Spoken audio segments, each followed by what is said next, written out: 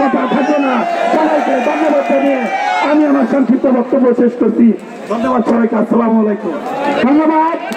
মহাকান্দার কৃতি সন্তান ঢাকার রাজপথের এরপরে পরীক্ষিত নেতা এরপরে যুক্ত হবে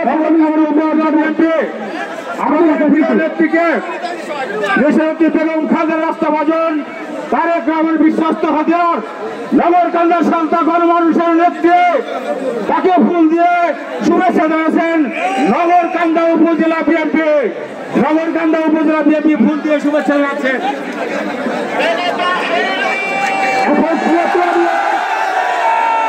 অভিনন্দিত করছেন আমাদের প্রিয় নেত্রীকে নগরকান্দার উপজেলা বিএনপির নেতৃবৃন্দ। নগরকান্দার উপজেলা বিএনপির নেতৃবৃন্দ। হ্যালো,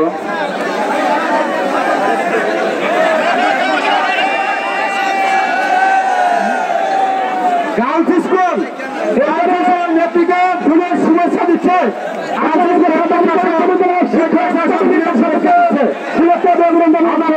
ধন্যবাদ জানাই। ঠিক আছে, নগরকান্দা উপজেলা